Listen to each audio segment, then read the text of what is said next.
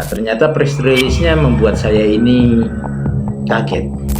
Ya, karena di sini ternyata PWI dijelaskan sebenarnya kan kalau acaranya Al-Munas ini kan ada Kiai Nu'man sebagai pengajar tetap, ya, penceramah tetap, ada Habib Mahdi penceramah tetap, akan tetapi diperbolehkannya hanya Kiai Dirjo saja. Kenapa seperti itu?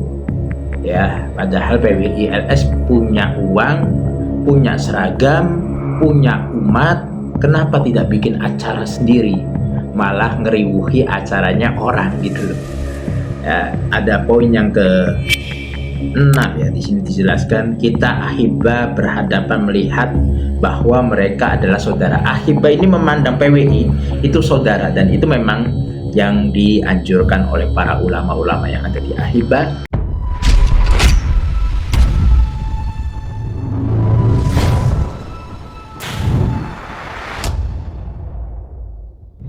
Assalamualaikum warahmatullahi wabarakatuh. Alhamdulillahirabbil alamin.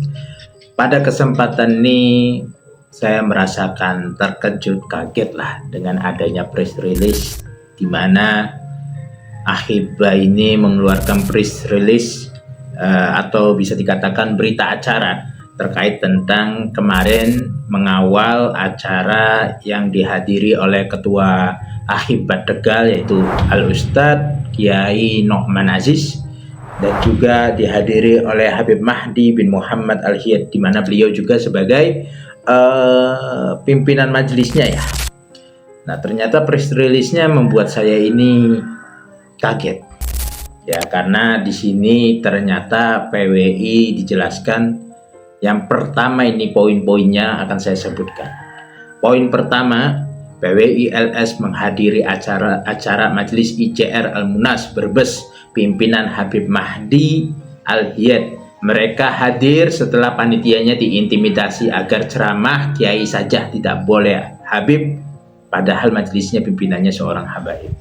Ini poin pertama aja sudah mengungkapkan bahwasanya panitia diintimidasi. Dan kita beberapa waktu yang lalu ketika sebelum acara kita udah dapat bocoran bahwasanya memang panitia didatangi oleh pihak PWI ya gitu.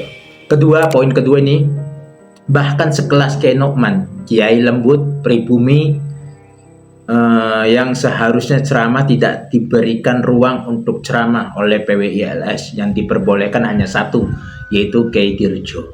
Sebenarnya kan kalau acaranya Al-Munas ini kan ada Kiai Nu'man sebagai pengajar tetap, ya, penceramah tetap, ada Habib Mahdi penceramah tetap, akan tetapi diperbolehkannya hanya Kiai Dirjo saja. Kenapa seperti itu? Ya, padahal PWI LS punya uang, punya seragam, punya umat, kenapa tidak bikin acara sendiri? Malah ngeriwuhi acaranya orang gitu loh. Ya. Habib Mahdi, poin ketiga nih, Habib Mahdi tidak hadir yang harusnya diagendakan untuk hadir. Namun beliau melihat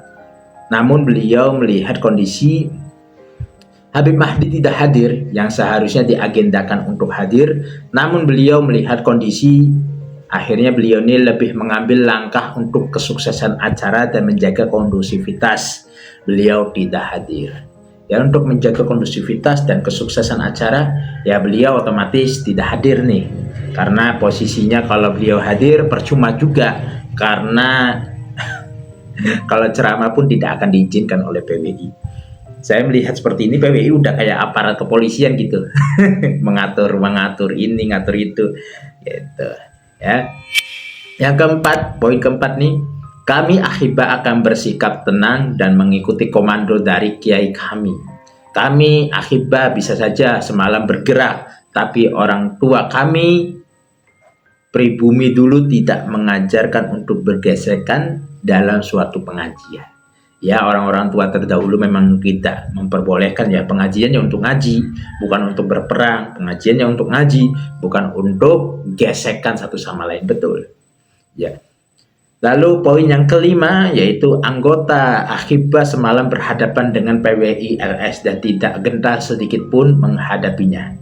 Karena kami dididik untuk menjaga ulama dan habaib, maka jika ada yang menyentuh ulama habaib kami, tindakan kami ialah mengamankan, menjaga dan membelanya, dan itu sudah dilakukan oleh Ahibah. Dan subhanallahnya kita mengapresiasi sudah mengawal acaranya, menjaga ulamanya, dan yang membela ini ya pastinya sudah adalah pecinta, pembela, pecinta.